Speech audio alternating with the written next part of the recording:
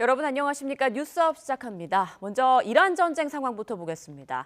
트럼프 대통령이 어제에 이어 이란에 대한 강한 공격을 예고한 가운데 미군이 이란에 대한 추가 공격에 나섰습니다.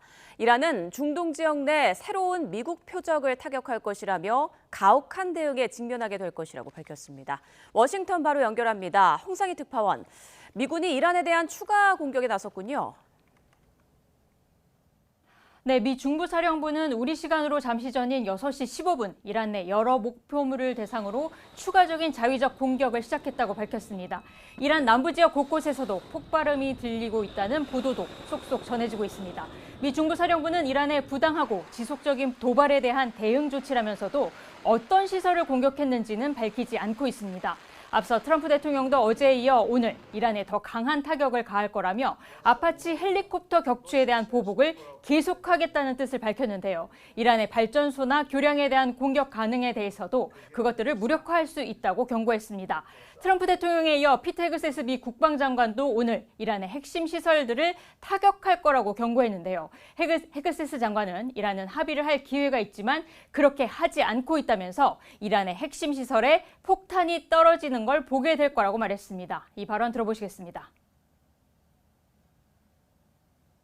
Those strikes that'll happen tonight will be strong. They will be clear.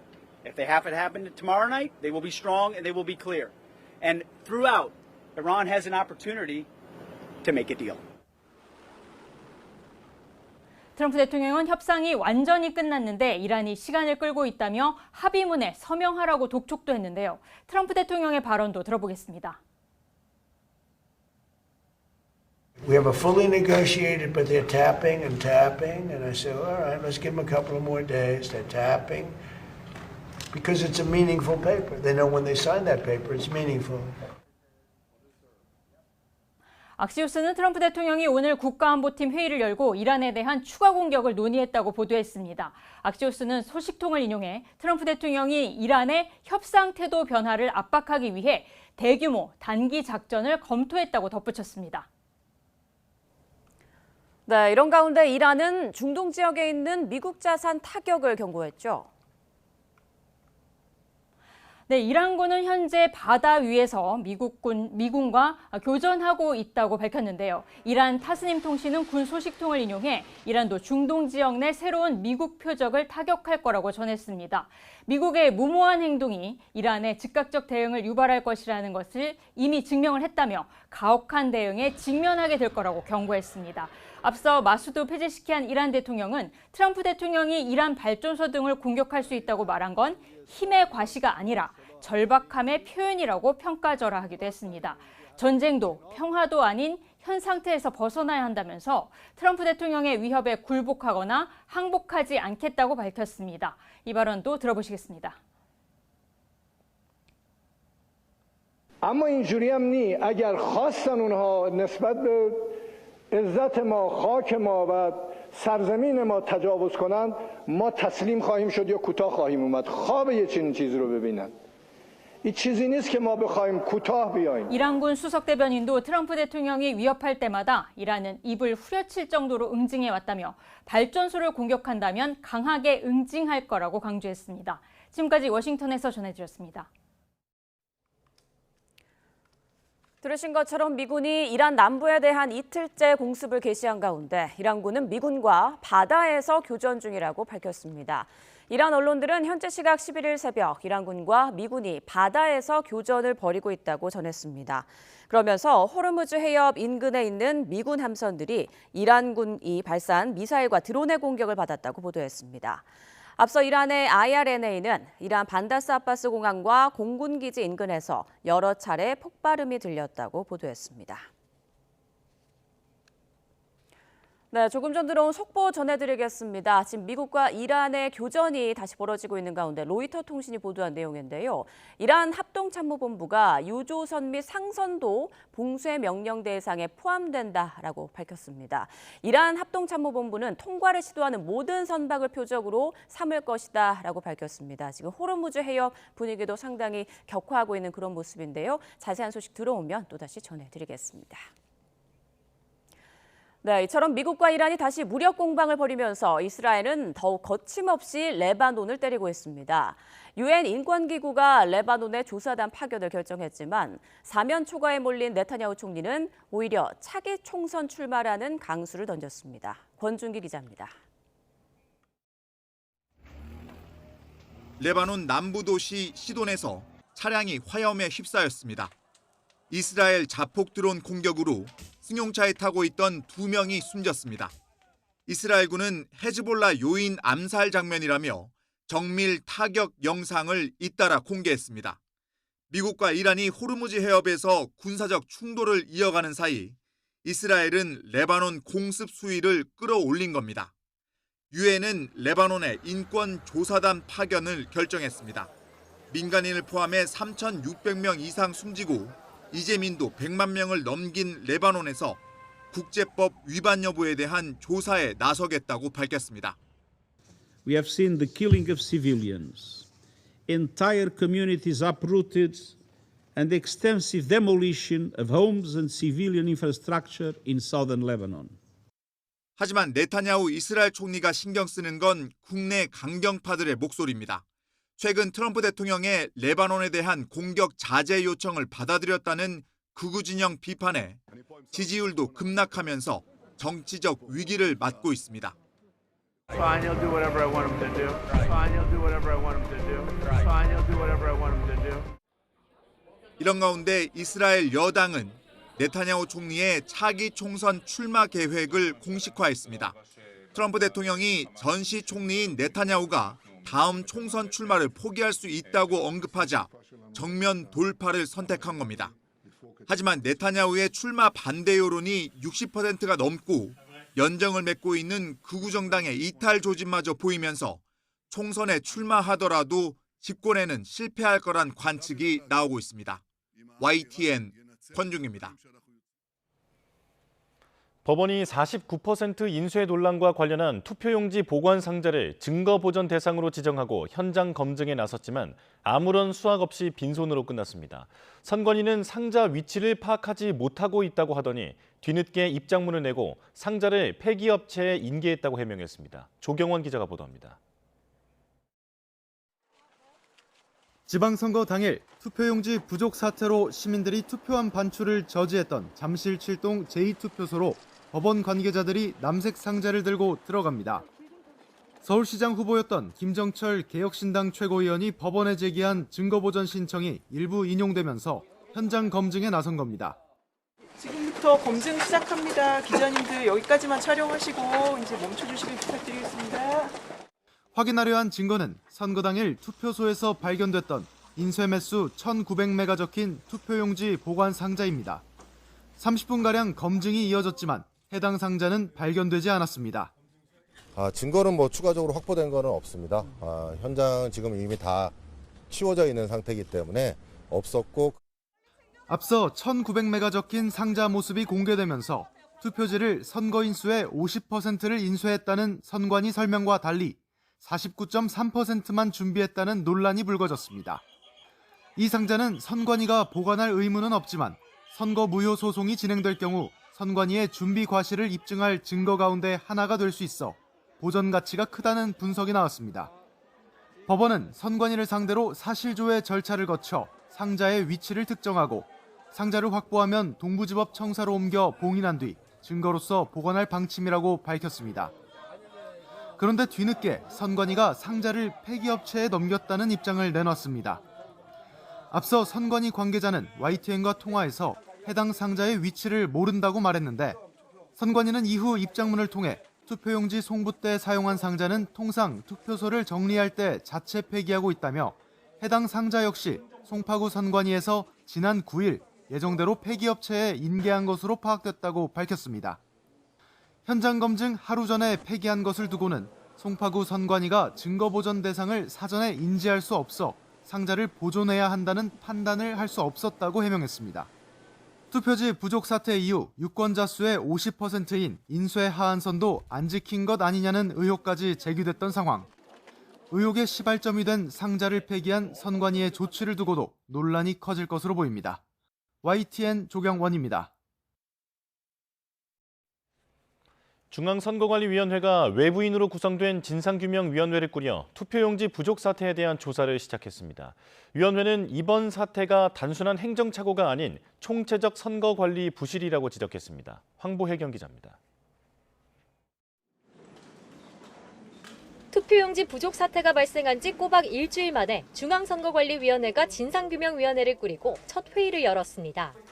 변호사인 조현욱 위원장은 이번 사태는 단순한 수요 예측 실패로 볼 수 없다며 유권자가 예상보다 많이 몰렸다는 선관위의 기존 해명을 정면으로 비판했습니다. 단순한 행정착오나 수요 예측 실패라고 변명할 수 없으며 국민의 참정권이 침해된 심각한 헌정 질서 위기 사안입니다. 이번 일은 선관위가 초래한 문제라고 분명히 짚으며 선거관리 시스템의 총체적 부실이 드러난 만큼 엄중히 책임을 묻겠다고도 밝혔습니다. 모두 외부 인사로 구성된 위원 6명은 오는 19일까지 열흘 동안 진상조사를 벌인 뒤 선거관리 시스템의 획기적인 개선책도 마련하겠다는 입장입니다. 진보, 보수 진영과 무관한 중립적인 위치라는 점도 거듭 강조했습니다.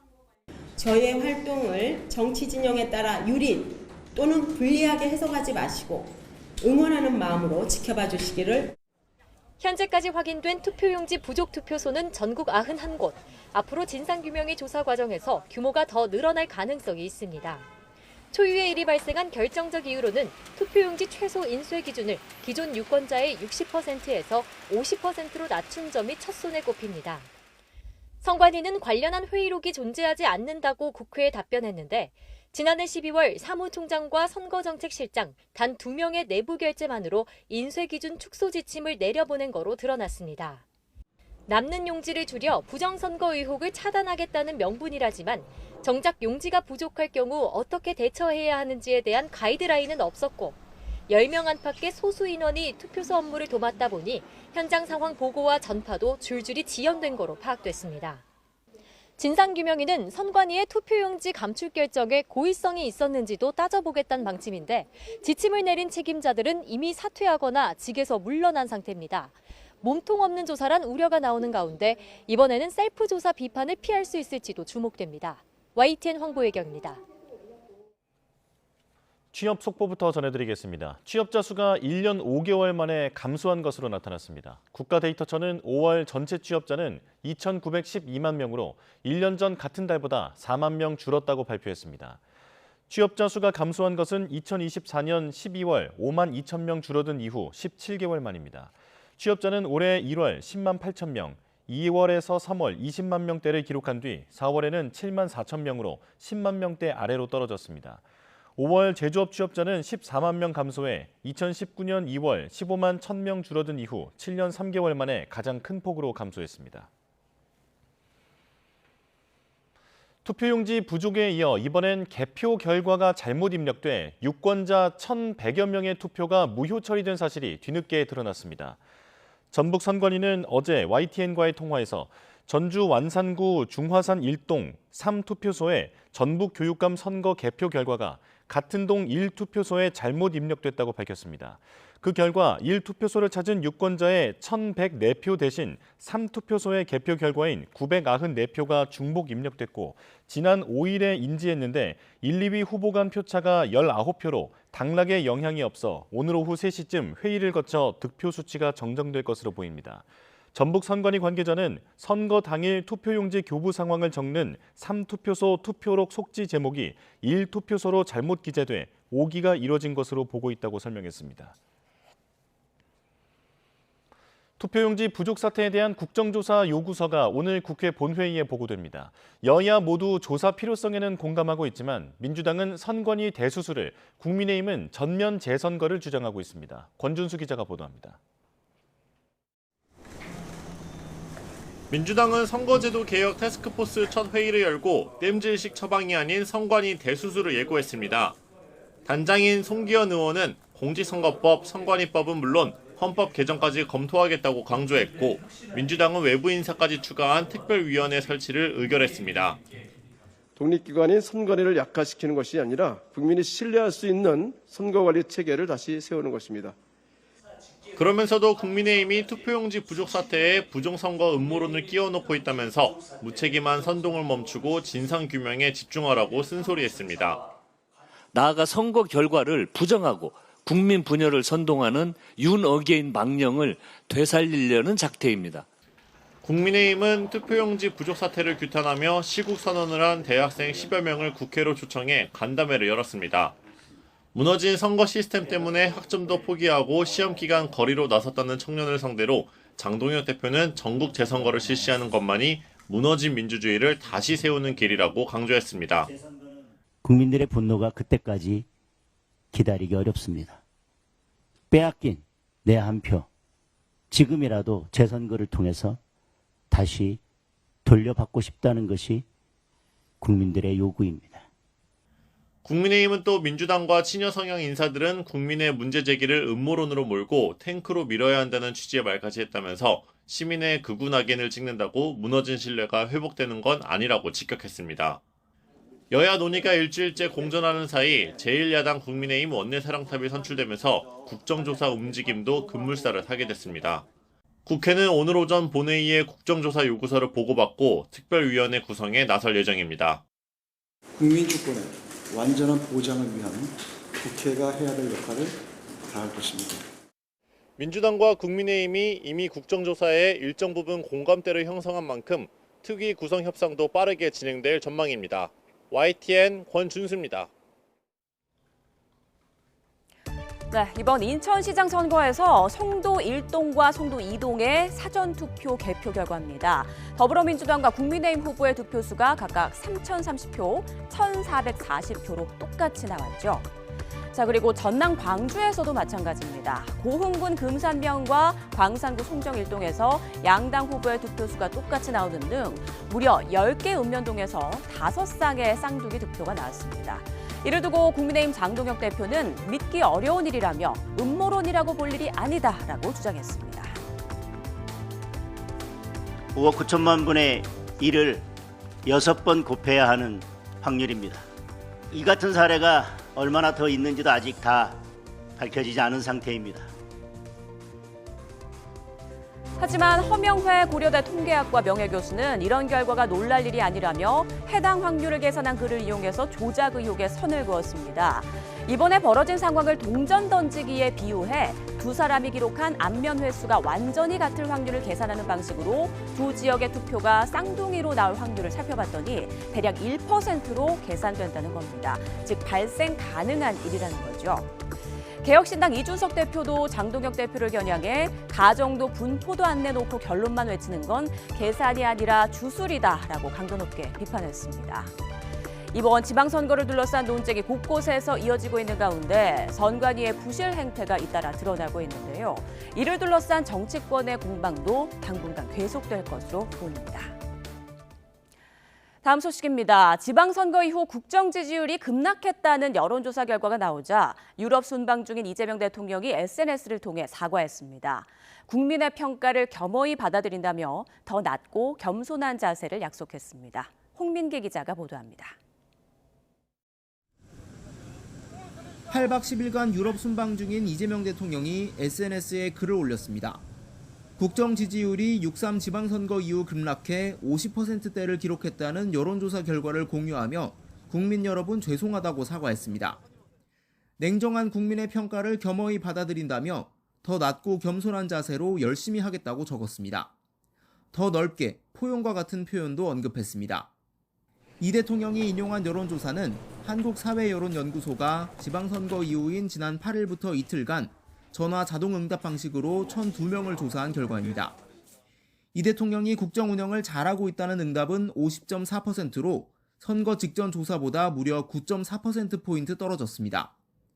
반면 국정 운영을 잘못하고 있다는 응답은 45.7%로 긍부정 평가 격차는 오차범위 아니었습니다. 한국사회여론연구소는 이 대통령 지지율 하락 원인은 지방선거에서 여당이 승리했지만 서울 등 핵심 승부처에서 기대에 미치지 못한 결과가 나온 영향을 보인다고 분석했습니다. 선거 막판 국민의힘 지지자들의 결집세 또한 반영된 것으로 볼 수 있다고 설명했습니다. 청와대는 민생, 경제 등 국정 운영 전반에 대한 국민의 복합적 평가가 지지율로 나타난 것으로 판단한다며 이 대통령의 메시지 역시 취임 1주년을 맞아 국민의 목소리를 낮은 자세로 경청하겠다는 뜻을 다시 밝힌 거라고 언급했습니다. 이 대통령은 앞서 취임 1주년 기자회견에서도 선거 결과는 국민이 정권에 주는 경고라며 책임을 자신에게 돌리면서도 민주당에도 쓴소리를 했습니다. 이제 다 끝나면 내가 이거를 가지고 내가 어떻게 먹으면서 즐겁게 놀아볼까 이렇게 하면 되겠어요. 정말 죽을 힘을 다해도 될까 말까 하는 거죠. 여야 양당 지지율 격차 또한 선거 전 11.7%포인트에서 선거 후 0.5%포인트로 크게 좁혀졌는데 이 대통령이 해외 순방 중에도 재차 사과한 건 정부 여당의 지지율 동반 하락세를 앞장서 방어하겠다는 뜻으로도 해석됩니다. YTN 홍민기입니다. 네, 정치권 주요 이슈들 두 분과 함께 자세히 짚어보겠습니다. 오늘은 이동학 전 더불어민주당 최고위원, 이창근 국민의힘 하남을 당협위원장과 함께합니다. 안녕하십니까? 네, 안녕하세요. 자, 먼저 선관위 사태부터 좀 봐야겠습니다. 어제 18개 대학 총학생회가 동시에 시국 선언에 나섰죠. 참정권 침해를 규탄한다라고 목소리를 높였는데 최근 개표소 시위도 그렇고요. 2030 젊은 층들의 이런 움직임에 대해서 어떻게 평가하고 계십니까? 우선 저희가 헌법을 가지고 있죠. 이 헌법에서 참정권을 보장하고 있는 것이고요. 그리고 선관위가 늘 홍보해 오지 않았습니까? 이 민주주의의 꽃은 선거다. 그래서 선거에 참여해야 된다. 그래서 투표율을 계속해서 올리기 위해서 그 주권을 위임받는 사람들이 좀 더 그 무게감을 갖게 하기 위해서 투표에 참여해 달라 이렇게 얘기를 했는데 실제로 투표에 참여하면 뭐 합니까? 이렇게 준비가 안 되어 있는 상황인데 그래서 젊은 청년들이 이렇게 이야기하는 것은 너무나 옳은 이야기고요. 그것을 정치권에서 어떻게 잘 받아 안아서 실제로 민주주의가 형해화되지 않도록 그 신뢰가 지금 떨어져 있는 부분들을 회복시킬 수 있는 조치가 필요하다라고 생각하고요. 젊은 청년들이 저렇게 이야기하고 있는 만큼 제도적으로 저희들이 교착 상태에 빠지지 않게 하면서 정치적 어떤 쟁점이나 이런 것들을 다루는 것이 아니고 실체적인 해결책을 향해서 정치권이 나아가야 된다 이렇게 생각합니다. 네, 지금 중앙선관위의 진상규명위도 공식 활동 시작했고 수사에도 속도가 붙는 그런 모습인데 자 그런데 이번 논란의 핵심 증거물로 여겨졌던 잠실 7동 투표소의 투표용지 보관 상자가 글쎄요 법원의 증거보정 결정 직전에 폐기됐다라고 합니다. 이건 어떻게 된 일일까요? 그러니까 중앙선관위 진상규명조사위 자체도 신뢰가 안 가는 거죠. 그리고 사실 이번에 참정권 침해 같은 초유의 사태가 일어났다면은 진상규명에 나서야 될 선관위가 스스로 모든 증거물이나 이러한 자료를 더 보존해야 돼요. 하지만 스스로 그러한 강제 수사에 대비해서 없앤 듯한 이러한 모습을 보인 거잖아요. 그리고 이 사태는 더더욱이 앞으로 검찰, 경찰의 합동수사나 아니면 나아가서 국민의힘에서 주장하는 것처럼 특검이 필요한 것을 더 입증하는 겁니다. 그리고 선관위 직원들의 어떤 단체 카톡방이라고 하는 이런 대화 부분뿐만 아니라 각종 보도에도 자꾸 나오고 있지만 사실 중앙선관위나 각 지역 단위의 선관위에서의 선관위원들의 무용론도 제기되고 있지 않습니까? 선관위원들을 무시하고 중앙선관위에서 단 2사람의 실무 책임자가 이러한 투표 용지의 인쇄 비율을 결정했다. 이런 것도 사실 문제거든요. 그래서 지금 이러한 사태는 중앙선관위 자체의 진상규명 자체가 더 이상 신뢰가 되지 않는다. 그래서 앞으로 검찰과 경찰의 강제 수사뿐만 아니라 필요하다면 특검을 더 빨리 도입했으나도 더더욱이 이번 사태에 관해서 더욱 진상규명을 하고 책임자에 관해서는 더 엄격하게 처벌을 해야 된다. 이것이 지금 2030 세대의 목소리뿐만 아니라 일반 국민들이 바라는 바거든요. 그래서 하루속히 이루어져야 됩니다. 특검에 대해서는 민주당도 찬성하는 입장 아닙니까? 네, 그렇습니다. 일단은 순서를 어떻게 할 것이냐의 문제입니다. 지금 일단 수사는 진행되고 있고요. 국정조사를 통해서 지금 광장에서 나오고 있는 목소리들이 하나하나 반영돼야 되는 거거든요. 그래서 실제로 저희들이 그냥 사이다를 원하는 게 아니고 실체적 진실이 무엇이냐, 지금 선관위가 뭘 은폐했고 도대체 뭘 어떻게 한 건지 보십시오. 60%에서 50% 낮추는 것에 대해서 증빙 자료를 내라라고 얘기를 했더니 회의록 자체가 존재하지 않는다는 겁니다. 알고 보니까 그냥 일개 개인이 그거를 결정해가지고 지금 이렇게 됐다는 건데 납득이 되질 않아요. 근데 이 과정에서 국정조사 과정에서 그런 것들이 충분히 드러나고 당연히 특검 수사로 무언가를 더 밝혀야 된다라고 했을 때는 당연히 특검도 해야 되는 것입니다. 이것은 한 점의 의혹도 남기면 안 되는 것이고 만약에 의혹이 남는다 그러면은 신뢰가 붕괴되기 때문에 앞으로의 선거 제도 자체가 어떻게 제대로 될 수가 있겠습니까? 그런 차원에서 저희가 수사라든가 아니면 지금 넘어서서 특검 그리고 국정조사 명백하게 돼야 된다 이런 말씀드립니다. 네, 이렇게 부실 행태가 많이 드러나다 보니까 부정선거에 대해서 많은 국민들이 정말 있었던 거 아니냐라는 의구심을 갖는 그런 목소리도 나오고 있는데 지금 국민의힘 장동혁 대표 같은 경우에는 전국 재선거를 계속 주장하고 있지 않습니까? 여기에 대한 지금 민주당의 입장은 어떤가요? 저거는 제가 볼 때 무리한 주장입니다. 예. 장동혁 대표가 의도를 갖고 있다, 저는 이렇게 생각하는데요. 첫 번째는 일단 부정선거 세력이 여기 이 시위대에 함께 참여를 하게 되면서 좀 오염됐달까요? 지금 오염되어 가고 있어요. 오히려 오염시키고 있어요. 본인들이 들어와가지고 핸드볼 이 청소년 선수들 무슨 압수수색하는 것도 아니고 본인들이 이렇게 짐을 다 뒤지고 신체까지 다 수색하고 양말까지 벗어보라고 하고 이런 일들이 막 벌어지고 있단 말이에요. 제가 볼 땐 말이 안 되는 일이고 실제로 이걸로 인해서 부정선거라고 하는 것은 누군가가 어떤 의지를 가지고 실제 이 선거에 들어와서 뭔가 부정을 저질러야 되겠다라고 하는 의미를 내포하고 있잖아요. 그런 것은 아니고 제가 볼 땐 확실한 부실 선거가 맞습니다. 예. 그렇기 때문에 이 부분에 대해서는 검증이 당연히 필요하다 보고 장동혁 대표는 제가 볼 때 이번 지방선거의 결과에 책임을 지고 사실은 물러나라라고 하는 압박을 주변으로부터 상당히 많이 받고 있는데 이게 의총도 열지 않고 그다음에 국민의힘 당원들의 어떤 의지를 모은 것도 아니고 본인 혼자서 독립적으로 지금 저런 주장들을 하고 있는 거거든요. 그러다 보니까 국민의 어떤 공감대를 사기도 어렵고 실제로 국민의힘 내부에서의 이 비토도 지금 있는 상황이에요. 그래서 일정 부분 본인의 정치적으로 이걸 활용하는 측면이 있기 때문에 제가 볼 땐 좀 악의적으로 보입니다. 네, 장동혁 대표 또다시 개표소 시위 현장을 찾은 모습도 카메라에 포착되기도 했는데 말씀하신 것처럼 지금 국민의힘 내부에서도 이런 장동혁 대표의 행보에 대해서 비판의 목소리가 나오고 있죠. 당연합니다. 예. 국민의힘은 오래전부터 부실 관리와 부정선거는 엄격하게 분리해왔습니다. 그리고 당의 공식적인 입장에서도 부정선거는 논의한 적이 없고요. 장동혁 대표도 자기 스스로 개인의 자격으로 올림픽 체조 경기장 앞에 이렇게 갔다 이렇게 주장하지 않습니까? 그렇다면은 본인이 주장하는 재선거나 부정선거도 개인의 의견일 뿐이에요. 하지만 예를 들어서 재선거가 되려면은 법원의 최종 판단이 있어야 됩니다. 예. 그렇다면은 그 얘기는 공직선거법 224조에 선거 무효에 해당되는 사유가 선거 결과에 지대한 영향을 미쳤을 때입니다. 그 얘기는 서울을 한 예를 들어봤을 때 오세훈 후보와 정원호 후보의 격차가 6만 표 가까이 차이 났어요. 하지만 서울시의 17개 투표소에서 투표용지가 부족하다 그랬는데 그 17개 투표소마다 유권자 수가 배정이 되어 있습니다. 그렇다면 투표하지 않은 유권자들을 모두가 다 2등한 정원호 후보한테 표를 준다고 한들 6만 표가 바뀌지 않는다면 그건 선거 무효가 되지 않습니다. 그래서 이러한 법적인 상황을 근거로 얘기해야 되지 그냥 본인의 생각이 무조건 전국 단위 재선거를 해야 된다. 부정선거다. 이렇게 주장하는 것은 정말 개인적인 생각일 뿐이다. 그렇게 말씀드리고 싶고요. 다만 그 이전에 명확히 해야 될 것은 진상규명입니다. 진상규명 그리고 책임자 처벌 그리고 우리 2030 대학생들도 바라는 것이 선관위의 개혁이잖아요. 그러면서 그 선관위의 개혁이 부실 관리가 하루 이틀 문제가 아닌데도 왜 선거 때마다 이렇게 계속 이렇게 나오는지 이 부분에 대해서 이번 기회가 마지막 기회라 생각하고 거기에 정치권도 힘을 보태는 게 옳지. 그리고 선관위도 스스로 모든 것을 내려놓는다는 자세로 아무리 헌법기관이라 하더라도 헌법 위에 존재할 수는 없거든요. 그래서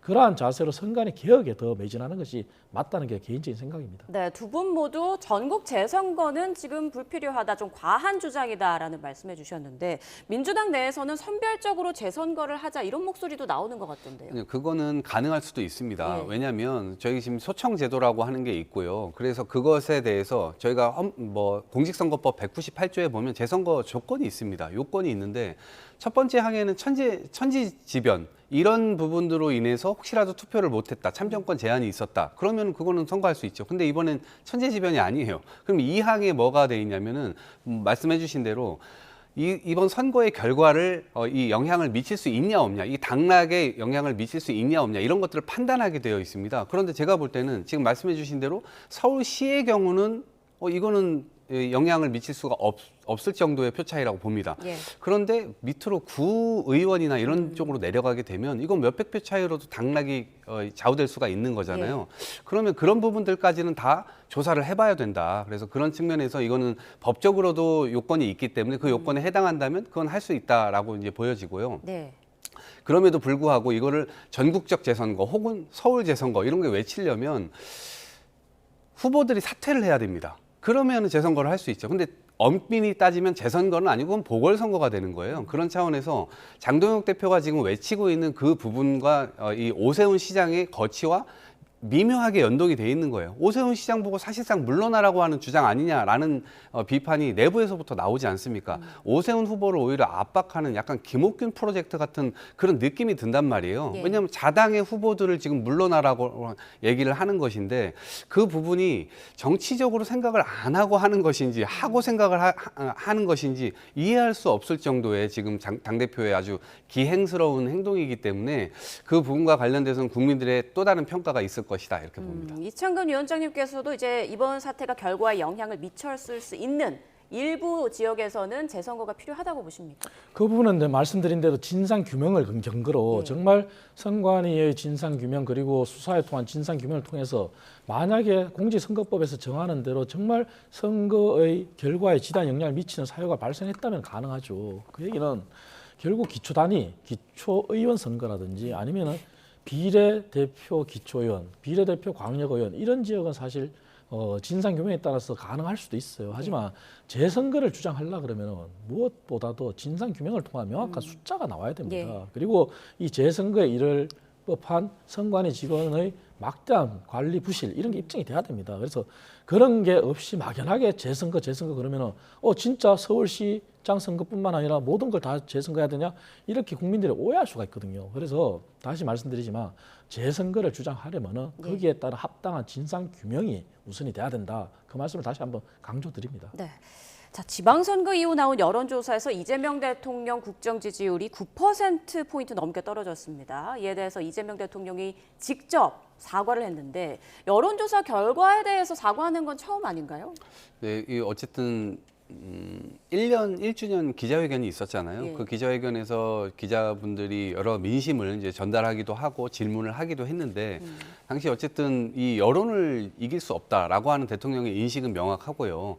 이 민심이라고 하는 것은 결국 천심이다 해가지고 정치인들이 결국 권한을 위임받아서 이걸 집행하는 거잖아요. 그 과정에서 여론이 좋지 않다라고 하는 것은 당연히 그 개선점을 찾아야 되는 것이고 어떻게 하면 그 민심을 다시 돌릴 것인가 노력해야 되는 거예요. 그러니까 그러한 관점에서 대통령의 사과 이런 것들은 낮은 자세를 취함으로 인해서 앞으로도 국민들을 계속 받들겠다라고 하는 의미로 받아들여야 되고요. 최근 뭐 대통령 지지율뿐만 아니라 집권 여당의 지지율도 뭐 이 야당하고 거의 붙어 있는 수치들이 계속 나오기 때문에 그런 부분들을 포괄적으로 내가 책임지고 다시 한번 열심히 해보겠다라고 하는 의미로 읽어야 되지 않을까 싶습니다. 이런 일종의 이런 지지율들의 추이를 봤을 때 그 요인을 좀 분석해 봐야 될 텐데 이번 선관위 사태가 좀 크게 영향을 미쳤다고 보고 있나요? 네, 선관위 사태도 있겠죠. 물론 대통령이 직접적으로 선관위 부분에 대해서 관여하거나 뭐 관여할 수 있거나 이제 그런 건 아닙니다. 헌법적 독립기구이기 때문에 대통령이 뒤에서 뭐 지시를 한다거나 그런 게 전혀 아니기 때문에 다만 민심에서는 결국 우리 국가의 어떤 총체적인 책임자는 대통령 아니냐라고 하는 측면이 반영됐을 수도 있다라고 생각이 들고요. 또 이게 이번 선거에서 여러 가지 이제 뭐 전략상의 어떤 미스라든가 혹은 이겨야 될 때를 또 지게 되고 그 진 요인은 도대체 뭐지? 이런 것들이 이제 뭐 설파가 되면서 실제로 국민들의 인식도 조금 안 좋아지는 쪽으로 작용했을 수 있다고 봅니다. 이제 그런 차원에서 총괄적으로 대통령께서 그런 것들에 대한 사과를 토대로 해서 앞으로 더 잘해보겠다라고 하는 의지를 천명하신 것이 아닌가 싶습니다. 네, 이 위원장께서는 이 대통령의 최근 국정 지지율 하락과 또 정당 지지도가 이렇게 변화된 모습에 대해서는 어떻게 분석하고 계세요? 사실 이번 지지율 하락과 관련해서는 선관위가 영향을 미쳤다 이렇게 볼 수도 있겠지만 저는 더 큰 문제는 대통령의 어떤 인식차라고 봅니다. 그 얘기는 뭐냐면은 아이러니하게 선거 결과는 사실 국민들이 여당에도 회초리를 들었고 야당에도 회초리를 들었습니다. 하지만 여야 양당의 지도부는 사실 반성이라는 거는 없어요. 오히려 대통령이 반성을 하고 죄송하다고 했지만 이러한 부분은 사실 말뿐인 거 아닌가 이런 생각이 들 정도로 기자회견장에서 대통령이 얘기한 가장 중요한 부동산의 전월세 대란, 기조를 안 바꾸겠다는 입장을 표명했잖아요. 그리고 전월세 대란이 사실 정상화 과정이다 이런 인식을 표했단 말이죠. 그래서 이 얘기는 뭐냐면은 대통령이 앞에서는 사과하고 그리고 여당도 반성해야 된다 그러고 또 지지율이 떨어지니까 해외에서도 사과하고 겸허하게 더 겸손하게 하겠다고 했지만 정책의 방향은 바뀌는 게 없어요. 예. 그렇다면 만약에 이러한 상황이 지속된다면 민심은 더 떠나겠죠. 왜? 현실이 그렇지 않습니까? 지금 전세가 씨가 마르고 월세가 노원구에서 300만 원을 돌파하는 사례가 속출하고 있어요. 그리고 앞으로 이제 공시지가 급등한 데 따른 세금 폭탄이 눈앞에 다가오고 있어요. 이러한 부분들에 대해서 대통령이 인식을 안 바꾸고 모든 것이 정상화 과정이다? 그렇다면 대통령도 말뿐인 거죠. 그래서 이러한 사태에 대해서 정말 대통령이 반성한다면 민생에 대해서 부동산 체감 경기에 대해서 더더욱이 현실적인 대책을 강구하고 내놔야 되는 게 대통령으로서 해야 될 일이다. 이렇게 말씀드리겠습니다. 네, 이번 정부의 부동산 기조가 이번 지지율에 좀 영향을 미친 것 같다라는 분석을 해주셨습니다. 자, 지방선거 결과를 놓고 지도부 책임론이 제기된 민주당, 최근 대통령도 쓴소리를 내놓기도 했는데 정청래 대표가요, 어제 최고위 회의에서 대통령의 평가에 공감한다면서도 회의 말미에 아주 의미심장한 말을 했습니다. 국민은 영원하고 정권은 짧다. 이 발언에 대해서 민주당 내에서도 비판이 나오던데 지금 분위기 어떻습니까? 우선 설왕설래할 수밖에 없죠. 다른 해석들이 가능하니까요. 이게 대통령을 겨냥한 듯한 발언이기 때문에 실제로 그렇게 생각하는 것인지 아니면 그냥 일반적인 이야기들을 한 것인지에 대해서는 설왕설래할 수밖에 없다라는 생각이 들고, 무엇보다도 해석이 이 대통령을 겨냥했다. 그리고 대통령에 대해서도 대통령이 하신 말씀도 동조도 하지만 실제로 거기에 대해서 동의하지 않는 면도 있다. 라고 이제 생각을 하실 수 있다라고 하는 것이죠. 그래서 앞으로 이제 당권이 경쟁이 이제 시작이 되는데 정청래 대표께서 지금 현직 대표지만 앞으로 연임을 할 거냐 말 거냐 이걸 가지고 저희가 지금 몇 개월 한두 1, 2개월 정도 계속 논쟁을 해왔어요. 근데 본인 스스로는 이걸 하겠다고 한 적도 없고 안 하겠다고 한 적도 없었어요. 그러니까 그런 측면에서 저 발언이 이제 미묘하게 해석이 되면서 실제로는 앞으로 한 번 더 연임을 하려고 하는구나. 그리고 이제 당원들의 어떤 총의를 모아가는 과정을 거치겠구나라고 하는 측면에서 해석이 가능하고요.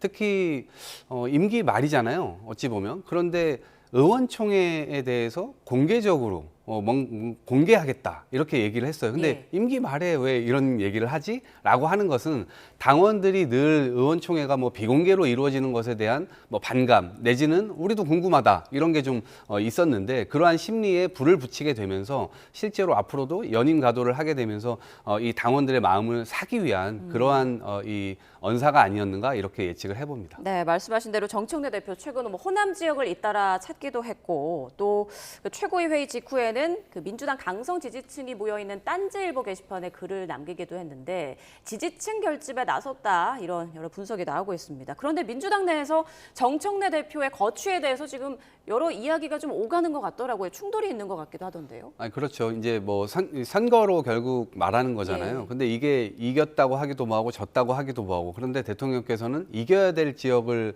졌다면 이거는 성공이 아니다. 약간 애매한 말씀을 또 하셨어요. 그래서 이제 이것도 해석을 하기로는 결국에는 누군가는 책임을 져야 되는 문제인데 이 부분과 관련된 이 정청래 대표의 어떤 거취 문제나 이런 것들이 연동되어 있는 것 같습니다. 그리고 최소한 어쨌든 물러나야 될 사안은 아니지만 한 번 더 하겠다라고 얘기하는 것은 좀 아니지 않냐 이런 심리가 좀 있었던 것 같고요. 다만 이제 정청래 대표 역시도 뭔가 본인은 열심히 했고, 그리고 그 요인이 꼭 나만의 어떤 요인이냐, 여러 군데서 요인들이 다 있었던 거 아니냐라고 해가지고 지금 백서를 발간하겠다라고까지 얘기를 했기 때문에 그 부분이 이제 어떤 내용들이 담기냐에 따라서 또 미묘한 파장이 있을 것 같고요. 다만 이제 앞으로 이재명 정부 초기에서 이 여러 개혁 작업들을 할 때 정청래 대표의 정치적 캐릭터는 사실 굉장히 셌죠. 그러니까 강성 지지층들도 굉장히 많이 좋아했고 지지를 많이 보내왔고 또 일정 부분 그러한 부분들을 마친 것도 있습니다. 그런데 이제 2년 차가 시작되면서 집권 여당이라고 하는 개념을 대통령께서 얘기를 해주셨어요. 어쨌든 포용하고 더 넓게 가야 된다라고 하는 측면에서는 차기 당대표는 그러한 점들을 굉장히 유념해야 되지 않을까 생각합니다. 자, 이 부분 짧게 여쭙고 국민의힘 상황 좀 넘어가겠습니다. 그 친청계로 분류되는 민주당 이지은 대변인이 이재명 대통령을 윤석열 전 대통령에 빗대는 발언을 했다가 이제 사퇴하지 않았습니까? 여기에 대해서는 어떤 생각이신가요? 또 오해를 살 수 있는 발언을 했다고 생각합니다. 본인도 그것을 인정하고 사실은 그런 의도가 아니었지만 있지만 그렇게 분란을 만든 것에 대해서 총체적인 책임을 지고 사퇴를 하겠다라고 얘기를 했어요. 그래서 지금은 사실 이제 경쟁이 시작되는 단계이기 때문에 내가 A로 얘기했지만 B로 읽힐 수 있는 대목들이 있다면 그건 굉장히 큰 오해를 낳게 되고 결국에는 이 폭풍 속으로 스스로 들어가게 되는 결과를 낳게 되는데 예. 그런 점에서 뭐 이지은 대변인뿐만 아니라 앞으로 많은 분들께서도 이런 부분들은 좀 유념해야 되지 않을까 싶습니다. 자, 그리고 어제 국민의힘 새 원내대표로 3선의 정점식 의원이 선출됐습니다. 사실 뭐 정 의원이 될 거라는 예상은 많았는데 선출되는 과정이 그렇게 쉽지는 않았어요. 그렇습니다. 그 정도로 이제 당내 의원들이 이번 지방선거를 거치면서 정말 힘든 선거였다. 민심의 회초리를 뜨겁게 받아들인 거죠. 그래서 7표 차로 간신히 승리했는데 아마 점정식 신임 원내대표도 이 부분에 대해서는 더더욱이 뼈아프게 또 뼈저리게 느낄 거예요. 그 얘기는 뭐냐면은 대구만 예를 들더라도 사실 8.8% 대구시장이 신승을 했거든요. 그 얘기는 대구가 보수의 심장이라는 측면에서 보수층이 다 이렇게 다시 한번 결집해서 시장으로 국민의힘 후보를 뽑아는 줬지만 과거처럼 절대적인 지지를 보내진 않았거든요. 그렇다면 대구 지역의 의원들이나 또 부산은 패했지 않습니까?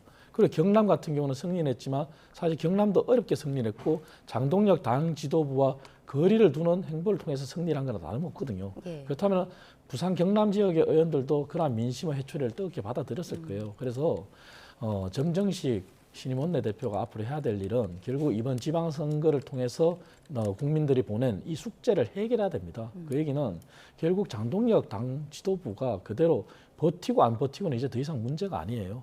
당의 변화와 혁신에 있어서 신임 원내대표가 앞으로 어떻게 해나갈 건지 그것이 더 중요한 숙제거든요. 그래서 점정식 원내대표가 이러한 숙제 부분에 대해서 어떻게 더 전략적으로 국민들의 마음을 얻고 마지막으로 준 기회를 다시 잘 살릴 수 있을지 여기에 대해 더 신중히 고민해야 됩니다. 네, 장동혁 대표의 거취는 그렇게 중요한 게 아니다라고 말씀하셨는데 사실 관심은 높습니다. 앞으로 어떻게 될까요? 실제 저는 시기를 놓쳤다고 생각해요. 예. 그 얘기는 오세훈 서울시장도 얘기를 했지만 장동혁 당대표가 대표직을 유지하건 사퇴하건 이미 시간은 그 시기적인 타임은 지났어요. 그 얘기는 뭐냐면은 당이 변화하는 데 있어서 더 이상 이제 장동혁 대표는 변수가 아니다 이런 얘기를 했지 않습니까? 그 얘기는 장동혁 대표하고 별개로 이제 당이 변화해야 된다는 거거든요. 그러면 그 별개는 새로운 지도부가 맡아야 되는데 그 새로운 지도부는 이미 신임 원내대표가 이미 한 지도부로 구성이 됐어요. 그리고 앞으로 남은 문제가 결국 당이 변하지 못한다면 다음 대권을 앞두고 수권 정당으로 갈 수 있느냐의 문제거든요.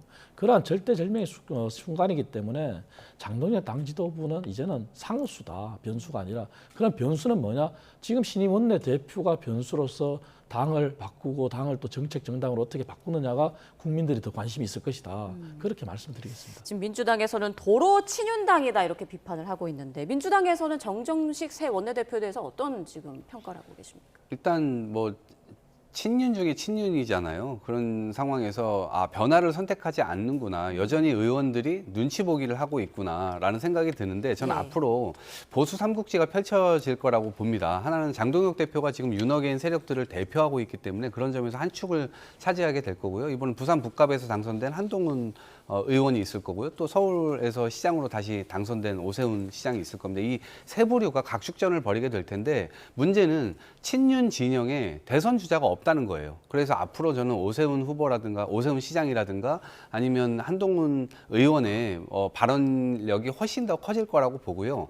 그리고 윤어게인 세력을 대표하는 장동혁 대표가 민심을 얻고 있지 못해요. 나머지 두 분은 어쨌든 대선 주자로서의 민심을 앞으로 얻어갈 가능성이 굉장히 크죠. 그런 점에서 당의 압력도 넣을 수 있고 압박도 할 수 있고 그렇게 된다면 정점식 원내대표라 할지라도 그 여론의 추이를 그냥 무시할 수는 없을 거다. 그래서 결국에는 대선 주자들을 지키는 방향으로 또 움직여야 되기 때문에 그런 차원에서 윤어게인은 급격하게 세력을 잃게 될 것이다 이렇게 생각합니다. 네, 민주당의 입장까지 들어봤습니다. 네, 두 분과는 말씀 여기까지 나누겠습니다. 지금까지 이동학 전 더불어민주당 최고위원, 이창근 국민의힘 하나물 당협위원장과 함께했습니다. 고맙습니다.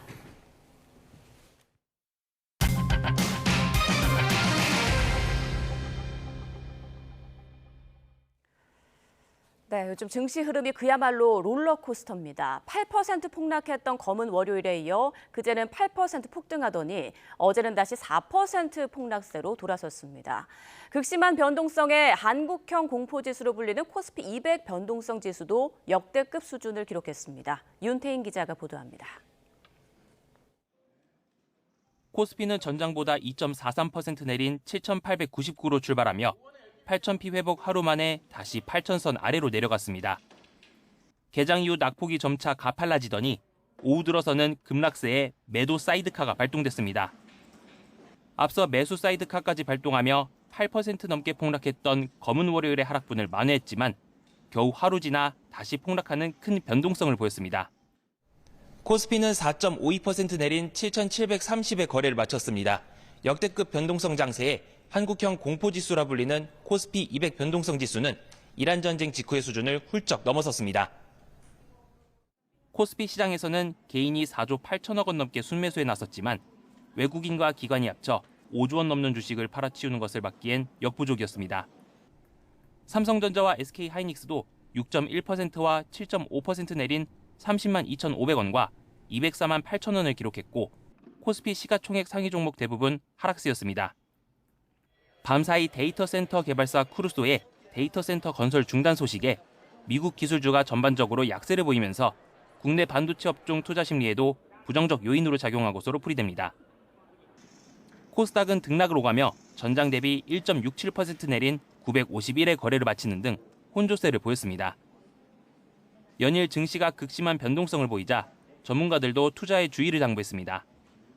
상승을 할 것인지 아니면 다시 하락을 할 것인지 코스피가 이것에 대해서는 여러 논란이 있는 상황이다 보니까 섣불리 추격 매수하는 것은 특히 비투까지 하는 것은 자제해야 된다. 저는 12.9원 오른 1,525원으로 출발한 환율은 1,500원대 고공행진을 여전히 이어갔습니다.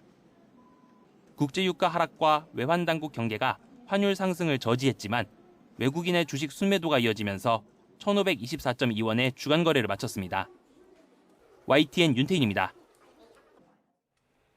어젯밤 폐기물 업체와 조명 공장 등 전국 곳곳에서 화재 소식이 잇따랐습니다. 충남 서산에선 무단 횡단하던 보행자가 승합차에 치여 숨졌습니다. 밤사이 사건 사고 소식 박정현 기자입니다. 시뻘건 하염이 건물을 통째로 집어삼켰습니다. 대형 소방차가 줄지어 들어오지만 거센 화마에 건물 벽면은 벌써 너덜너덜, 형체를 알아보기 어렵게 훼손됐습니다. 여기 비켜야 돼. 폭발할 수 있어. 큰일 나. 어젯밤 8시 20분쯤 충남 천안에 있는 폐기물 처리 업체에서 큰 불이 났습니다. 직원 3명이 제때 몸을 피해 다친 사람은 없었는데 폐기물 창고까지 불이 옮겨 붙으면서 한때 관할 소방서 인력과 장비를 모두 동원하는 대응 1단계가 발령됐습니다. 내부 폐기물이 1,000톤에 육박하는 탓에 소방당국은 불길을 잡는 데 난항을 겪었습니다. 밤하늘로 불기둥과 뿌연 연기가 치솟습니다. 부산 장림동 조명 공장에서 불이 난 건 어젯밤 10시쯤입니다. 공장 안에 직원들이 남아있지 않아 다친 사람은 없었고 불은 2시간 만에 꺼졌습니다. 경찰과 소방은 건물 3층에서 불이 시작된 거로 추정하고 있습니다. 어젯밤 10시 20분쯤엔 충남 서산시 예천동에서 승합차가 차도에 있던 보행자를 들이받았습니다. 사고가 난 곳은 횡단보도가 없는 3차로로 보행자인 60대 남성은 심정지 상태로 병원에 옮겨졌지만 끝내 숨졌습니다. 운전자 자진 신고로 출동한 경찰은 과속 여부 등을 조사하고 있습니다. 그보다 30분 뒤 10시 50분쯤엔 대전 만년동 교차로에서 오토바이와 승용차가 충돌했습니다. 이 사고로 오토바이를 몰던 50대가 크게 다쳐 병원 치료를 받고 있습니다. 경찰은 음주 사고는 아닌 거로 보고 CCTV 등을 토대로 정확한 경위를 조사하고 있습니다. YTN 박정현입니다. 법무부가 어제 윤석열 전 대통령이 수감 중인 서울구치소 독거실 내부 모습이 담긴 영상을 공개했습니다. 독거실 내부 모습이 공개된 건 이번이 처음인데요. 공개한 이유가 뭘까요? 화면 함께 보시죠. 법무부가 공개한 독거실 내부 모습입니다. 약 2평 남짓한 규모로 성인 남성 1명이 누울 수 있는 공간인데요. 화장실에는 용변을 볼 수 있는 양변기와 세신용 대야가 비치되어 있고 개인 물품을 보관할 수 있는 무릎 높이의 나무 선반도 놓여 있습니다. 식탁은 두꺼운 박스로 받침을 만들고 그 위에 종이 상판을 얹어 만들게 되어 있고 수용자의 안전을 위해 식판과 식기는 플라스틱 재질로 만들어졌다는 설명도 덧붙였습니다. 또 선풍기와 TV 한 대 그리고 수용자의 기본 수칙들이 적힌 안내문도 붙어 있습니다. 법무부가 이렇게 독거실 내부 모습을 공개한 이유, 바로 윤석열 전 대통령이 독거실 3개의 문을 열어놓은 채 마음껏 사용하고 있고 일명 소지라 불리는 수용동 청소부 2명이 전담 수발하고 있다는 의혹이 제기됐기 때문입니다. 법무부는 영상을 공개하며 이러한 의혹에 대해 정면 반박했습니다. 이처럼 특혜는 있을 수 없다며 반박에 나선 법무부. 수용자가 임의로 다른 방을 드나드는 것은 허용되지 않는다. 이곳을 움직이는 것은 특혜가 아닌 원칙일 뿐이다. 이처럼 특혜는 있을 수 없다며 반박에 나선 법무부. 영상을 통해 세상을 떠들썩하게 하는 그 누구라도 철문 안에서는 예외일 수 없다고 다시 한번 강조했습니다. 유럽 순방에 나선 이재명 대통령이 EU와의 정상회담 이후 공동성명을 통해 러시아와 북한의 불법적 군사협력을 규탄하고 한반도의 완전한 비핵화에 대한 의지를 재확인했습니다. 양측은 경제안보와 산업정책 분야에서 협력을 강화하기 위해 고위급 경제대화 설립에도 뜻을 모았습니다. 정인용 기자입니다. 이재명 대통령이 레드카펫이 깔린 유럽연합 이사회 본부 건물에 들어섭니다. 먼저 기다리고 있던 코스타 EU 정상회의 상임의장과 폰데어 라이엔 집행위원장이 이 대통령을 반갑게 맞이합니다.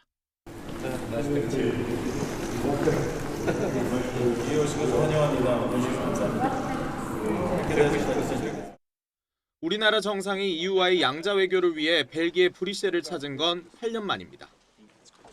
이 대통령은 정상들과 회담을 통해 36개 항목이 담긴 공동 성명을 채택했습니다. 성명에는 러시아의 우크라이나 침략 전쟁을 지속 가능케 하는 북한의 불법적 군사협력을 강력 규탄한다는 내용이 담겼습니다. 또 북핵 문제의 우려와 한반도의 완전한 비핵화 의지를 재확인하는 데에도 뜻을 같이 했습니다. 북핵 문제 해결과 한반도 평화 정착을 위해 유럽연합의 변함없는 지지와 건설적인 역할을 당부드렸고 우리 양측이 함께 협력해 나가기로 뜻을 모았습니다.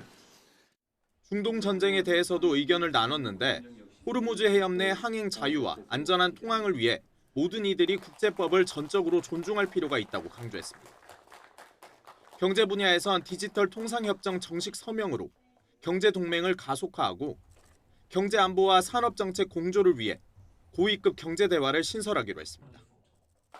이 대통령은 특히 EU가 추진하는 철강 무관세 쿼터 축소 문제에 대한 우려도 표한 것으로 전해졌습니다.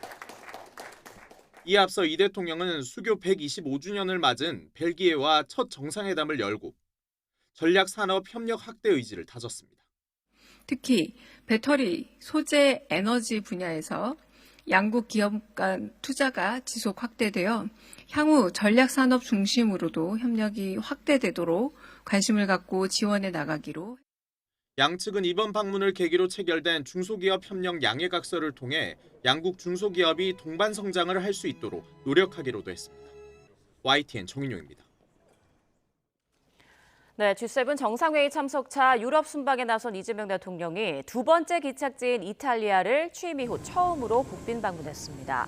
이 대통령과 김혜경 여사, 수행단 등을 태운 공군 1호기는 현지 시각 10일 밤 이탈리아 정부 측의 환대를 받으며 로마의 레오나르도 다빈치 공항에 착륙했습니다.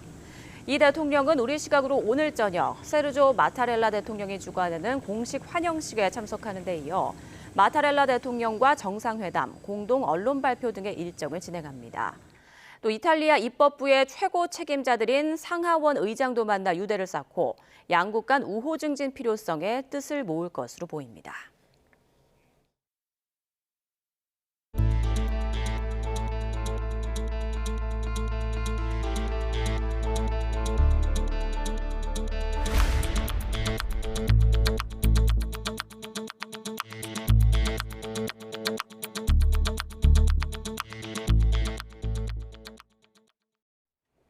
개표소 봉쇄 시위가 계속되는 가운데 주말과 비교해 시위 참가자는 눈에 띄게 줄어들었습니다.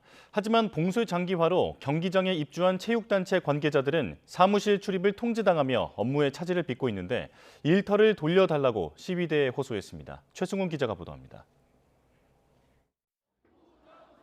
투표한 봉쇄 시위가 엿새째 이어진 잠실 핸드볼 경기장 앞에서 성조기를 흔드는 시위 참가자들이 보입니다. 부정선거와 수개표를 주장하는 구호도 들립니다.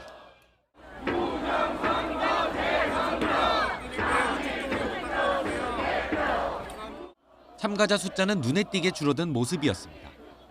경찰 측 추산 인원도 오후 4시 기준 전날 2,000명 정도에서 1,100명 수준으로 감소했습니다. 하지만 투표함이 반출될 수 있다고 주장하는 일부 시위 참가자들의 경기장 출입 통제는 계속됐는데 이곳에 입주한 체육단체 관계자들과 이들 사이 마찰도 반복됐습니다. 12개 체육단체 관계자들이 경기장 사무실로 들어가려 하자 시위대가 또 막아선 겁니다. 산악구조 경진대회라고 해서 이번 주에 주말에 있는데 그거 준비도 해야 되는데 못 들어가니까. 체육단체 관계자들은 업무를 볼 수 없어 당장 직원들 월급도 못 줄 상황이라며 시위 참가자들 입회하에 은행 업무에 꼭 필요한 OTP와 법인카드, 인감도장만 들고 나오겠다고 설득했습니다. 하지만 시위대는 통제를 풀지 않았고 관계자들은 발길을 돌려야 했습니다. 펜싱협회는 당장 다음 주 아시아 선수권 대회를 위해 출국해야 하지만 칼을 안에 두고와 경기를 치를 수 없는 상황. 경기장 입주 체육단체들은 입장문을 내고 출입 통제로 국위를 선양할 국제대회 출전 준비가 멈추고 국민체육진흥을 위한 각종 대회와 사업이 전부 중단된 건 물론 세금 납부와 선수, 지도자에게 수당 지급도 못하고 있다고 호소했습니다. 그러면서 투표지 부족 사태에 책임이 있지도 않은 체육회와 선수, 국민에게 피해가 돌아오고 있다며 일터를 돌려달라고 목소리를 높였습니다. 단체들은 오늘 이 같은 내용의 기자회견을 예고했는데 단체 측과 시위대 사이 마찰도 우려됩니다. YTN 최승훈입니다. 법원이 증거로 보관해달라고 명령한 잠실 투표용지 보관 상자가 이미 폐기돼 논란입니다. 향후 사태 진상 규명과 수사에 어떤 법적 파장이 있을지 짚어보겠습니다. 이고은 변호사와 함께하겠습니다. 어서 오십시오. 안녕하세요. 네. 자, 이른바 49% 상자로 알려져 있는 이 투표용지 보관 상자, 인쇄 매수 1,900매가 적혀 있어서 이게 실제 50%보다 더 적게 인쇄했다라는 논란을 불러일으킨 그 물건인데요. 이게 지금 증거로서는 어떤 가치가 있는 겁니까? 실질적으로 선관위에서는 이렇게 투표용지 부족 사태가 초래됐던 이유가 이 내부 지침상에 이 최하한선인 50% 이상만 투표용지를 준비하면 된다라는 요건이 있었기 때문에 우리는 지침에 따른 것이지 어떤 의도를 가지고 투표용지를 일부러 부족하게 한 것은 아니다라는 취지 주장하고 있습니다. 그런데 문제가 된 것은 50%에도 미달한 투표용지를 준비한 투표소가 있다는 것이었는데요. 대표적으로 이번에 증거보전 결정이 내려졌던 이 잠실의 이 지금 제2투표소 같은 경우에 선거인 수 같은 경우에는 실제로 3,856명인데 50%에 미달하는 투표용지 1,900매만을 준비했다라는 것이 내부의 지침도 어긴 어떻게 생각하면 고의로 이런 행위를 했느냐를 규명해야 되는 지점이 될 수 있습니다.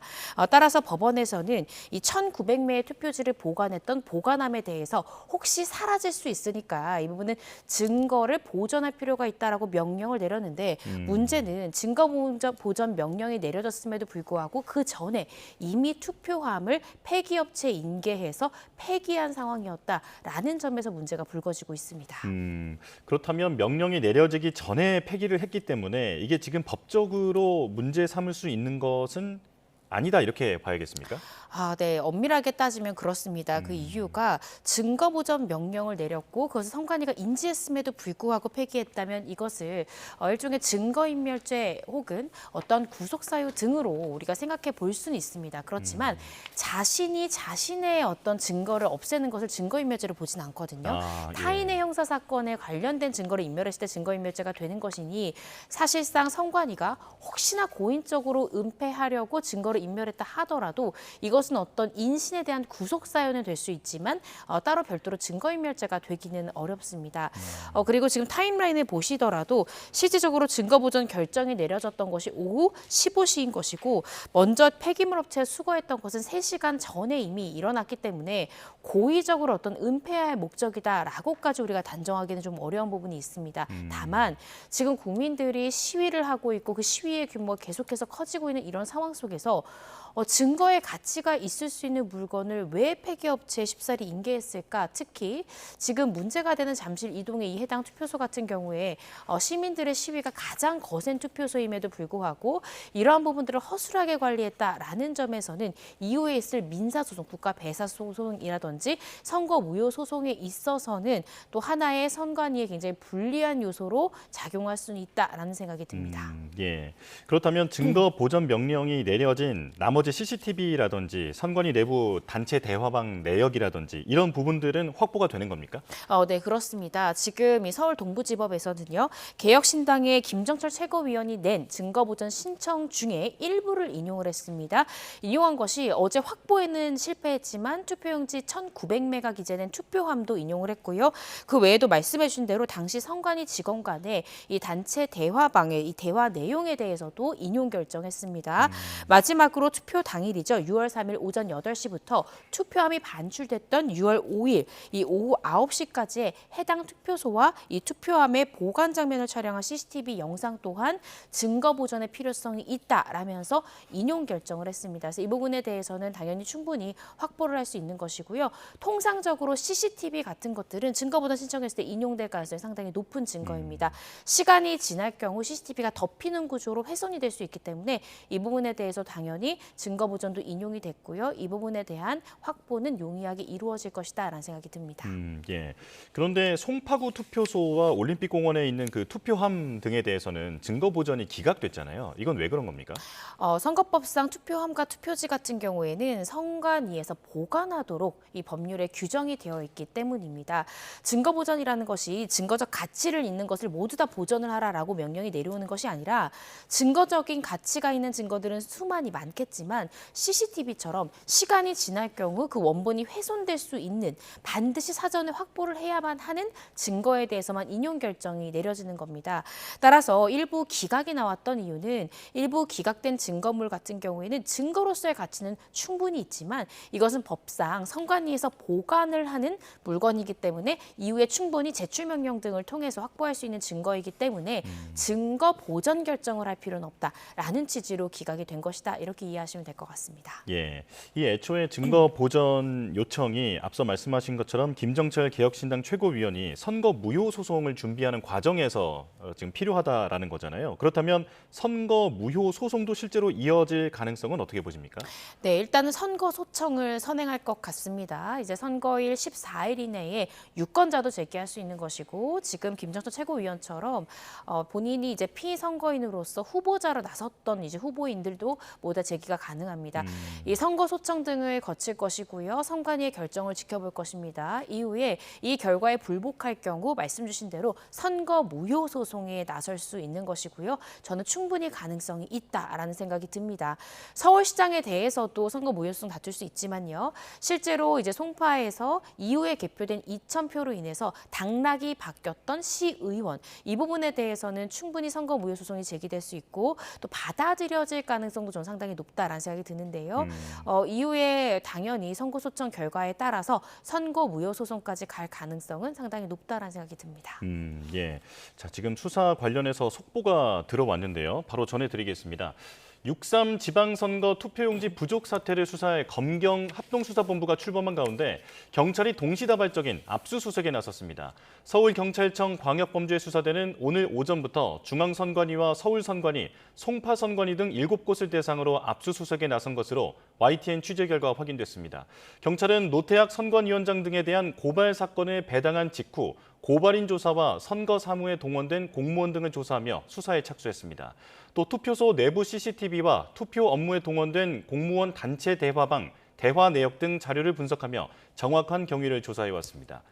자, 변호사님, 지금 압수수색이 시작됐다라는 속보가 들어왔는데요. 고발인과 선관위 관계자들 조사 진행한다라고 알려져 있긴 한데 이렇게 강제 수사에 나서는 것 보면 상당히 속도를 내는 것 같거든요. 어떻게 보십니까? 네, 속도가 굉장히 빠릅니다. 아마 저희가 앞서 언급했던 증거 보전에 대해서도 인용 결정이 상당히 빨리 나왔던 것에 대해서 법원은 선고소청 자체가 선고일로부터 14일 이내에 제기를 해야 되기 때문에 빠른 증거 확보가 필요하다라는 취지에서 인용 결정을 빠르게 내놨다라고 이야기했는데요. 경찰 지금 광수대 또한 마찬가지입니다. 기초조사는 상당히 되어 있는 상황입니다. 고발인 조사 되어 있고요. 아까 앵커님께서 말씀 주신 대로 이 선거 사무에 동원됐던 공무원에 대한 조사, 또 투표를 하지 못했던 시민들에 대한 참고인 조사까지 모두 다 한 상황입니다.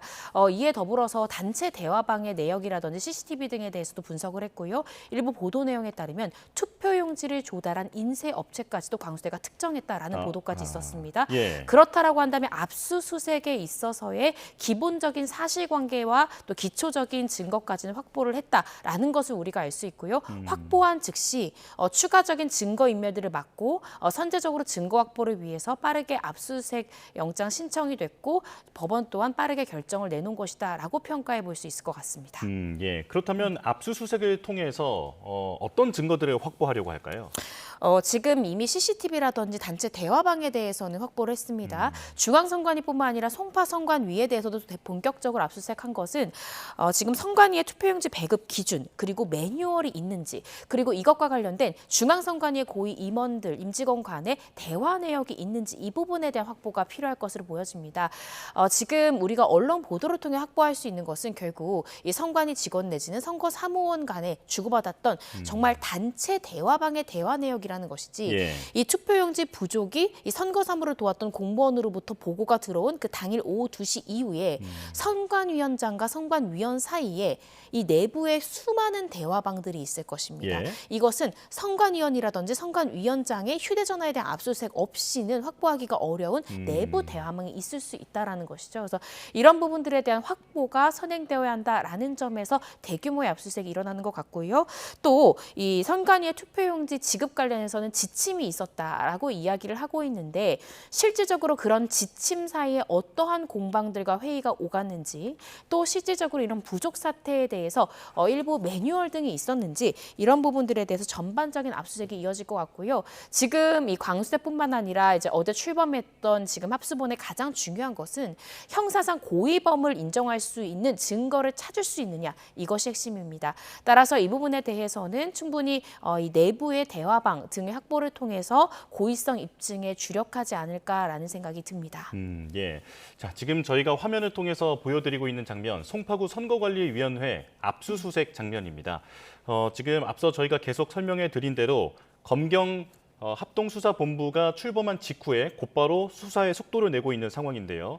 여기에서 변호사님께서 짚어주신 것처럼 휴대전화라든지 그 당시의 상황을 특정할 수 있는 여러 증거들 확보에 나설 것으로 보입니다. 자, 지금 서울청 광역수사대가 중앙선거관리위원회 압수수색에 나선 상황입니다. 자, 변호사님, 지금 상황을 보면 어떤 혐의를 특정할 수 있는가 이 부분이 궁금한데 법조계에서는 그 고의성에 대해서 입증하는 것이 관건이다 이렇게 보고 있더라고요. 어떤 혐의를 볼 수 있겠습니까? 네, 지금 시민단체가 고발한 사건인 거거든요. 지금 문제가 된 사건이. 근데 고발한 죄명을 보시면 직무유기, 직권남용, 횡령 등의 혐의로 지금 고발이 되어 있습니다. 우리가 아직 수사가 전반적으로 지금 진척 상황이 초기 단계이기 때문에 혐의가 인정될지 안 될지를 증거 분석 전에 우리가 쉽게 예단할 수는 없습니다. 그렇지만 가장 가능성이 높은 부분은 직권남용과 직무유기가 아닐까 싶은데요. 그런데 문제는 직권남용이 성립하려고 하더라도 또 직무유기가 성립하려 하더라도 선관위 직원들이 일부러 고의 어떤 의도를 가지고 투표용지 부족 사태를 촉발했다라는 증거가 확보가 돼야 됩니다. 이 부분에 대해서 사실 여부를 확인하기 위해서는 6.3 지방선거 전에 그 지침을 내렸고 그 지침에 따라서 어떤 투표를 한 투표자에서는 50%를 훨씬 상회하는 투표용지를 준비한 반면 송파 선관위 같은 경우에 50%에도 미달하는 지금 부분을 준비했다라는 거죠.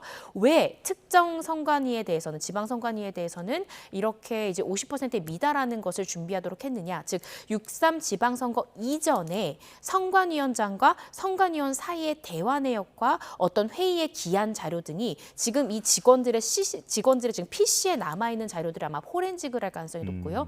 또 이러한 사태가 촉발된 이유, 그러니까 6월 3일 오후 2시에 부족합니다라는 보고를 선거사무원 등으로부터 보고받은 이후에 혹시나 이 부분을 고의로 지연시키고 매뉴얼을 빠르게 하지 않았던 내부의 또 보고 상황이 있었는가. 예. 이 부분도 지금 이 관련자들의 PC 등을 압수수색해서 포렌식을 했을 경우 지금 이 선관위에서도 모두 다 지휘 체계가 있기 때문에 보고한 기한, 문서가 있을 가능성이 있거든요. 그래서 6월 3일 이전 상황, 또 6월 3일에 이런 상황이 촉발된 이후에 혹시 고의적으로 은폐하거나 고의적으로 지연하려고 했던 어떠한 상황이 있었는지에 대해서 이 물적 증거를 확보하는 것이 가장 관건이다라는 생각이 듭니다.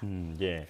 지금 저희가 화면으로 보여드리고 있는 장면 압수수색 현장입니다. 서울 송파구 선거관리위원회 검경합동수사본부가 강제 수사에 나선 상황인데요. 압수수색 관련해서 조금 더 자세한 상황 설명 들어보겠습니다. 취재기자 연결해 보겠습니다. 배민혁 기자, 경찰이 지금 대대적인 압수수색 중이죠? 네, 그렇습니다. 서울경찰청 광역범죄수사대는 오늘 오전 9시쯤부터 6.3 지방선거 투표지 부족 사태와 관련해 대대적인 압수수색을 벌이고 있습니다. 압수수색 대상은 중앙선거관리위원회를 포함해 서울시 선관위와 송파 선관위 등 모두 7곳인 것으로 파악됐습니다. 광수대가 본격적으로 수사에 나선 지 불과 일주일 만에 강제 수사에 나선 겁니다. 광수대는 지난 4일 서울경찰청으로부터 노태학 중앙선관위원장 등에 대한 직무유기와 직권남용 혐의 고발 사건을 배당받아 수사에 착수했습니다. 경찰은 수사 착수 직후 선거사무에 동원된 공무원들과 용지 부족으로 투표하지 못한 시민들을 불러 조사하고 투표용지 인쇄업체도 특정했습니다. 이후 고발인 두 사를 불러 고발 취지를 조사했고 지난 선거에서 투표용지가 부족했던 송파구, 광진구 등 지역선거관리위원회 직원 5명에 대해 참고인 신분으로 출석을 요구해 일자를 조율하는 등 수사를 이어왔습니다. 투표소 내부 CCTV와 투표 업무에 동원된 공무원 단체 대화방 대화 내역 등 자료를 분석하며 투표지가 부족했던 당시 상황을 재구성하는 데 주력해왔습니다. 대검찰청은 그제 27명 규모의 검경합동수사본부를 서울중앙지방검찰청에 구성했습니다. 경찰이 합수본으로 사건을 넘기기 직전까지도 수사에 속도를 내는 가운데 압수수색 과정에서 예상한 투표율보다 고의적으로 투표지를 적게 인쇄하도록 지시한 구체적인 정황 등이 발견될지 주목됩니다. 다시 한번 주요 내용 전해드리겠습니다. 서울경찰청 광역범죄수사대는 오늘 오전 9시쯤부터 6.3 지방선거 투표지 부족 사태와 관련해 대대적인 압수수색을 벌이고 있습니다. 압수수색 대상은 중앙선거관리위원회를 포함해 서울시 선관위와 송파 선관위 등 모두 7곳인 것으로 파악됐습니다. 광수대가 본격적으로 수사에 나선 지 불과 일주일 만에 강제 수사에 나선 건데 광수대는 지난 4일 서울경찰청으로부터 노태학 중앙선관위원장 등 6명에 대한 직무유기 직권남용 혐의 고발 사건을 배당받아 수사를 벌여왔습니다. 지금까지 사회부에서 YTN 배민혁입니다. 자, 지금 압수수색 상황 관련해서 배민혁 기자가 자세하게 상황 정리를 해줬습니다. 그러니까 투표 용지가 왜 부족해졌는지, 그리고 그 부족한 상황에서 왜 제대로 대처하지 못했는지, 혹시 여기에 어떤 고의는 있었는지 등을 밝힌다라는 건데요. 변호사님, 여기에서 또 한 가지 불거진 문제가 전북 교육감 선거에서도 득표 기록이 누락되고 또 오기입되는 사건이 발생하지 않았습니까? 이게 지금 중앙선관위가 직접 밝힌 내용인데 앞으로 합동수사본부의 수사에서도 이런 관련된 내용까지도 수사가 좀 확대될 가능성이 있을까요? 네, 가능성이 있을 것 같습니다. 이 부분에 대해서 추가 고발이 이어질 가능성도 있고요. 또 이러한 지금 사실관계가 밝혀진 이상 수사기관에서는 인지할 수 있습니다. 고소고발 없더라도 수사기관이 범죄 단서 등을 포착했을 경우 스스로 이 범죄에 대해서 인지하는 것도 가능한데요. 인지수사로 번질 가능성도 상당히 높다는 생각이 듭니다. 이 부분 관련해서 우리가 생각을 해볼 수 있는 형사 죄책을 좀 보면 직무유기 혐의도 있을 것이고요. 또 위계에 의한 공무집행 방해죄 등을 검토해 볼 수 있을 것입니다. 그런데 앞서 언급한 것처럼 이 두 가지 죄 모두 다 고의범입니다. 따라서 선관위가 주장하고 있는 것처럼 단순 행정착오, 그러니까 과실의 수준인 것인지 아니면 어떤 의도를 가지고 오기입을 했던 것인지 이 부분에 대해서도 수사가 본격화될 경우 아마 해당 증거에 대해서도 압수수색 영장 등을 발부받아서 강제 수사에 착수할 가능성이 상당히 높지 않을까라는 생각이 듭니다. 예. 그렇다면 고의가 핵심이라고 다시 한번 강조를 해주셨는데 만약에 업무 태만이라든지 혹은 업무 능력이 부족해서 이제 이런 결과가 이어졌다라고 한다면 이것도 법적으로 책임을 물을 수 있습니까? 형사적으로는 묻기가 어렵습니다. 그렇지만 이 선거 무효 소송에 있어서는 굉장히 중요한 쟁점이 될 것이고요. 또 이로 인해서 피해를 입은 국민이 있다면 국가 배상 청구에서 이러한 중과실의 여부가 배상액을 결정함에 있어 상당히 중요한 쟁점으로 작용할 가능성이 높습니다. 그래서 이 부분에 대해서는 형사 책임까지 갈 것이냐 아니면 민사 책임 내지는 국가 배상 소송에서 있어서의 중요 쟁점 정도로 머무느냐 이것은 압수수색을 해서 확보한 이 검사 결과 등에 대한 포렌식 수사를 통해서 경찰과 검찰이 어느 정도의 물적 증거를 확보하느냐가 굉장히 중요할 것 같고요.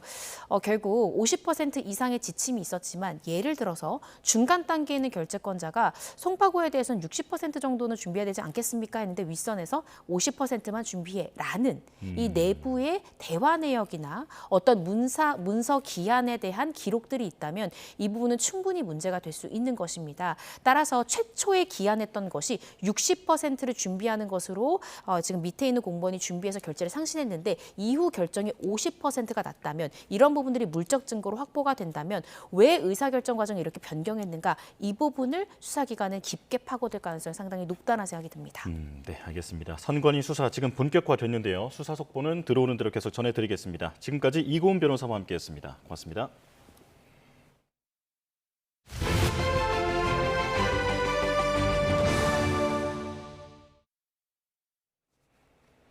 이번엔 증시 보겠습니다. 이번 주 우리 증시는 급락과 급등, 다시 급락을 오가며 연일 극심한 변동성을 보이고 있는데요. 오늘 아침도 분위기가 어둡습니다. 현장으로 가보겠습니다. 현재 보여드리고 있는 장면, 코스피와 코스닥 수치부터 정리해드리겠습니다. 코스피 7,398포인트 지나가고 있는데요. 2.86% 내린 7,500선에서 개장을 한 이후에 지금은 7,300선까지 밀린 상황입니다. 무려 4% 넘게 하락하고 있습니다. 자, 미국이 이란에 대한 공습을 재개하면서 투자 심리가 급격히 얼어붙었는데요. 여기에 미국 물가가 급등하면서 금리 인상 가능성까지 커지자 투자 심리가 더더욱 충격을 받은 것으로 보입니다. 코스닥도 보겠습니다. 1.52% 내린 937포인트로 출발했는데 현재는 923포인트로 낙폭을 더 키운 상황입니다. 자, 미국 오라클의 실적이 기대에 미치지 못하면서 기술주 주가에도 부담을 주고 있는데요. 여러 가지 악재가 겹친 아침입니다. 그리고 원달러 환율 보겠습니다. 걱정이 다시 커지고 있는데 어느새 1,500원대 환율이 3주째 이어지고 있는 상황인데요. 원달러 환율 오늘 1.3원 오른 1,525.5원에 개장해서 현재는 1,523원을 지나가고 있습니다. 지금까지 개장 상황 살펴봤습니다. 이번 달 우리 수출이 반도체 실적에 힘입어 월초 기준 역대 최대치를 또 한 번 갈아치웠습니다. 관세청이 발표한 6월 1일부터 10일까지 수출입 현황 잠정치를 보면 수출액은 지난해보다 85.9% 늘어난 286억 달러를 기록했습니다. 이는 월초 기준 지난 4월 252억 달러를 뛰어넘은 역대 최대 실적입니다. 조업 일수를 고려할 경우 하루 평균 수출액은 40억 9천만 달러로 지난해 같은 기간보다 46.1% 증가했습니다. 주요 품목별로는 반도체 수출이 205.8% 급증하며 월초 기준 사상 최대를 나타냈고 전체 수출에서 차지하는 비중도 38.7%로 확대됐습니다. 이 밖에 석유 제품과 승용차가 각각 68.7%, 25.4%, 컴퓨터 주변기기는 259.4% 늘어났습니다. 수출 주요국별로 보면 중국 101.4%, 미국 54.4%, 베트남으로의 수출은 102.9% 증가했습니다. 같은 기간 수입은 35.6% 증가한 234억 달러로 이에 따라 무역 수지는 53억 달러 흑자를 나타냈습니다. 특히 원유와 가스, 석탄 등 에너지 수입액은 이란 전쟁 여파로 39.9% 늘었습니다. 오늘도 한낮 초여름 더위가 이어집니다. 우선 서울 아침 기온이 16.2도로 평년 수준을 2도가량 밑돌았는데요. 한낮에는 27도까지 올라서 예년 이맘때 수준을 보이겠습니다. 다만 큰 일교차는 염두에 두시기 바랍니다. 오늘 전국 하늘에 구름만 다소 지날 뿐 대체로 맑은 날씨를 보이겠습니다. 다만 오후부터 저녁 사이 서울 등 내륙 곳곳에 소나기가 내리겠는데요. 특히 영서 지방에는 최고 50mm의 비가 시간당 20mm 안팎으로 비도 강하게 쏟아질 수 있겠고요. 곳에 따라 벼락과 돌풍, 우박을 동반하며 요란하게 내리는 곳이 있겠습니다. 오늘 낮 기온은 대부분 어제와 비슷하겠습니다. 서울과 광주 27도, 대구는 29도까지 오르겠습니다. 다가오는 주말부터는 30도 안팎의 낮더위가 나타나겠고요. 휴일 중부 곳곳으로는 소나기가, 제주도에는 비가 내릴 전망입니다. 오늘 낮 동안 구름 사이로 볕이 무척 강하겠습니다. 전국의 자외선 지수가 매우 높은 수준까지 치솟는 것으로 보이는 만큼 양산 겸 우산 챙기셔서 소나기와 자외선에 모두 대비해 주시기 바랍니다. 지금까지 YTN 윤수빈입니다. 뉴스 한 마칩니다. 내일 다시 뵙겠습니다. 고맙습니다.